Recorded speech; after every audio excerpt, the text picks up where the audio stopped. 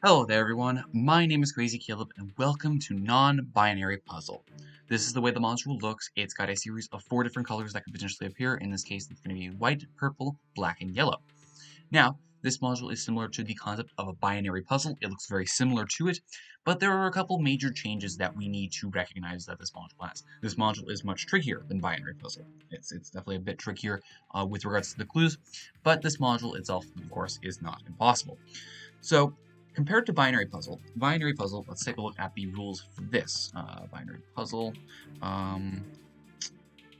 So I'm just going to use the interactive. So now, what was required is you need to fill all the squares with zeros and ones in such a way that no more than 2 equal numbers are next to or below each other. Each row and column contains an equal amount of zeros and ones. In this case, there would be 3 of each in each column and row, and each row is unique in each column. Now, with this module in non-binary puzzle, no 2 adjacent squares are the same color. Every row and column contains at least 1 of each color, and the total number of yellow and purple squares is equal to the total number of white and black squares. Now, there will be 2 displays on the side of the module. The upper display shows the number of yellow and purple, and the lower shows the number of white and black. So we need these to both be equal. So that's what we're going to be looking for here. This module is definitely a lot trickier, and what we are going to be able to do here is we're going to try and take a look at some clues. Now, I would like to give you a fair warning in advance. I'm not too good with some of the puzzles that are required. I'm not too good with determining these kinds of puzzles. I'm only going to be doing like 1 or 2 examples in this tutorial. Hopefully, it gives you some ideas of what is required. Though this module does take a while to actually figure out. Now, the first example that I can give here is taking a look over at Alpha 3 here. Now, adjacency, as far as I'm aware, only refers to up, left, right, and down. That should just be the case. I believe that is the case because that would be a bit weird, especially with diagonals here in this example. So if we take a look at the at alpha 3 squared, this one is currently unfilled right now.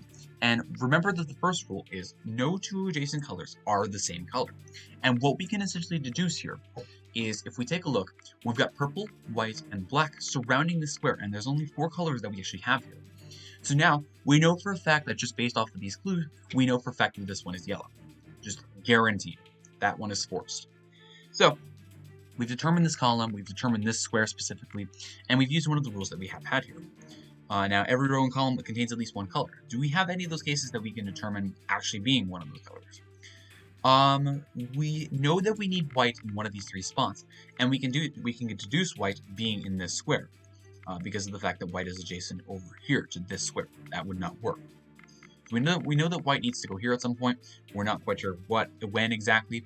Now, another big clue that we can actually determine here is we know for a fact that we know that we have yellow and white in this column, but we need purple and black at least because each row and column contains at least 1 of each color.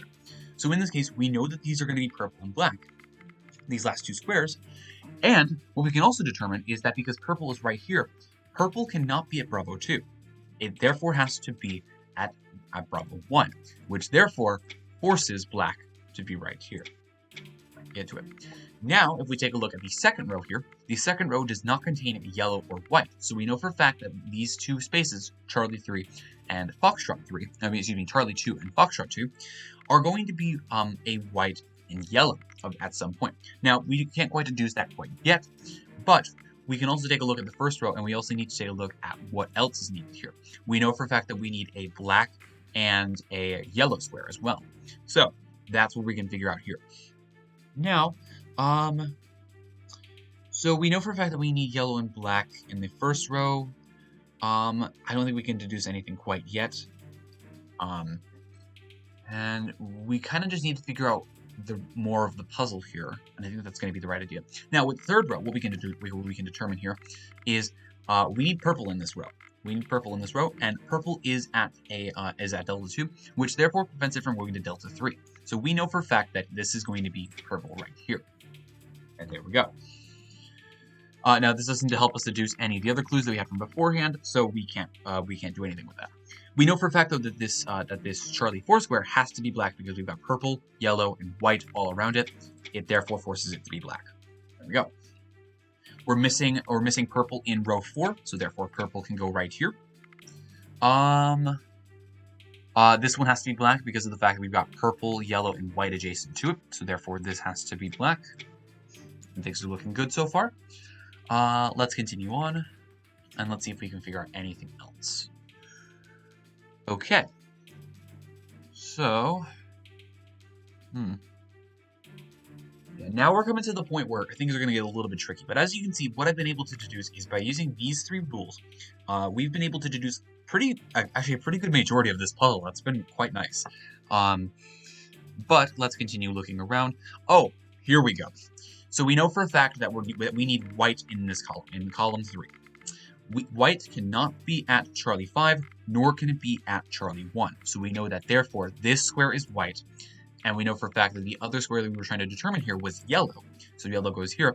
We were trying to determine yellow in this row. Yellow cannot go at Foxtrot 1, therefore it forces there. And we were trying to determine black in this square, black in this row, so black has to go here. And there we go. Things are looking good. For the most part, I wouldn't necessarily focus on keeping these numbers the same, because a lot of the times it just works itself out at the end. In this case, we've actually gotten a really nice case. We're already almost done with this puzzle. But for the most part, I really wouldn't worry about the numbers until the very end, because we've been given this one, and it's been quite nice. So let's continue looking. This one is going to be yellow because we have black, white, and purple adjacent. So this one has to be yellow, just guaranteed. Okay. So let's take a look at these last couple cases. So we know for a fact that we're missing yellow in this column here, in column 4. And we know that yellow was placed at Charlie 5, so therefore that forces Delta 5 to not be yellow. So we know this one's going to be yellow. Now, for what Delta 5 is going to be right now, we don't know that quite yet. But we do know for a fact that we figured out Delta 6 in this case. So let's continue looking around. We have yellows in all of the rows and all of the columns. So it could potentially, there could just be no yellows in these last 5 remaining spots. Now whites have not been taken care of. So we know for a fact that there's going to be 2 whites in this little 2x2 square. I'd say that it's also safe to probably remove white from this position as well. Well, it actually is safe because the white is adjacent here. So there's going to be 2 whites in this 2x2 square. We know that for a fact. Guaranteed. So now what we need to determine is what else we're looking at here. Column 6 is missing, so column 6 currently has black and yellow. It's missing purple as of right now. Now purple is not in this row here, in the 5th row. So let's try and figure this out. And at this point, it might be safe just to actually guess here because of the fact that we're close enough. And there's only 2 possible solutions that I can have, and it's pretty easy to deduce. We can start with doing white in the top left and bottom right because of the fact that because of the adjacency rule, and we can then therefore try purple here. Let's take a look. So remember, the top is going to be yellow and purple, and the bottom is going to be white and black. Now, what we could potentially do here is we could therefore force black here, and actually this does make sense. 2 black squares needed for these last 2 rows, so therefore let's set them both to black, and just like that is a solved module. Now this one actually was one of the best cases I've ever gotten, I think, because there was at least some sort of deducible clue. It's a lot of looking around, don't get me wrong, but it is a very simple module to actually do, and it's not too hard to actually understand. Let's take a look at one more example, and let's see if we can get as lucky as we did with this example. But like I said, for the most part, you could totally figure this thing out on your own. It definitely does take a lot of looking around. It is definitely trickier than binary puzzle. But it is a very enjoyable puzzle that I like to do a lot. So let's take a look at one more example, and let's see if we can get as lucky as we did last time. But for the most part, it's just checking for those cases. The adjacent squares is very, very important that you actually do, and it does indeed actually correlate to up, left, down, and right. I should have mentioned that sooner. So let's take a look, and let's see what we can do here.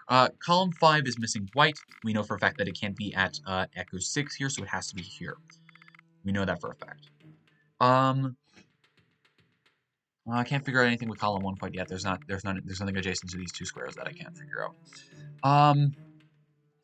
Column 6 needs black. It can't be at Foxtrot 2, so it has to be here. at Foxtrot 5, and we know for a fact that we've got yellow, black, and white around this square, so therefore this forces it to be purple. Same case down here. Purple, black, and white are around at Echo 6, so we know that this has to be yellow. Already 2 columns have been determined. That's pretty good. Let's take a look and let's see what else we can do here. Okay, purple has to be at one of these 2 squares. We know that for a fact. But not much else. This one's actually, I think this one's going to be a bit trickier. So let's take a look around.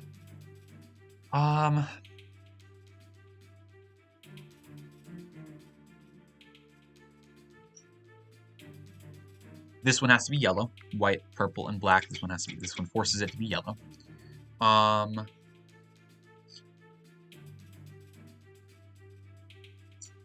We're missing a purple in this column. Now where it's at, we don't quite know necessarily. This one's the purple. This one is purple because yellow, white, and black obviously adjacent to it, so in this case that forces it to be purple. Let's continue looking around.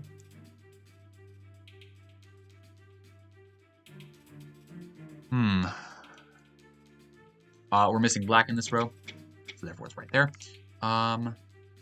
This one's forced to be purple because that's the only one that's missing color in this column. This one has to be yellow, white, black, and purple are adjacent to it. Let's keep looking. In this column, we're missing white. White is at alpha 6 is adjacent to Bravo 6. Has to be this spot.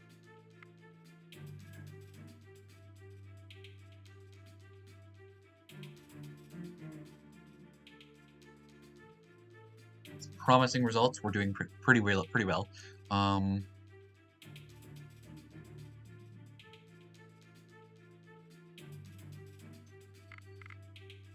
Okay. Alright, so I can actually use a bit of context. So we know for a fact that white is missing in this row. Actually, we can determine that just white is missing in this row.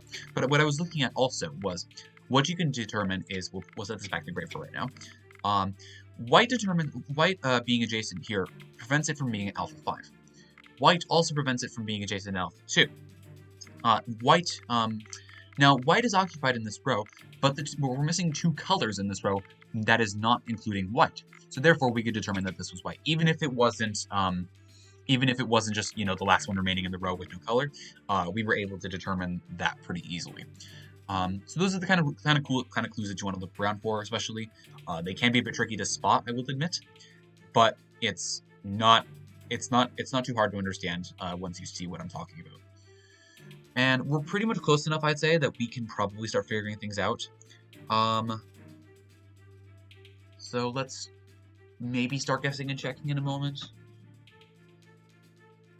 I want to see if there's something else I can determine here. But for the most part, I think it's going to be the point of which we pretty much are going to set one of these guys up at the top to purple, because we need to determine a purple down here as well. I have reason to believe that the purple is going to be here and here. Black is going to be here. Yellow can't be here. Yellow has to be here. Is this black? This one, we can pretty much just guess at this point. And the colors are equal. We're going to need one, either one yellow or purple. In this case, this one's going to be black. And we need one yellow or purple here. In this case, this one's going to be purple. And just like that is a solved module. So yeah, that's pretty much all you need to do with this module, is just a lot of looking around. Obviously, I've taken my time to explain how this module actually works. But it's definitely not impossible to get some good solutions. As always, thank you guys for watching. Remember to stay crazy, stay cool, and I will see you guys in the next one. Bye-bye.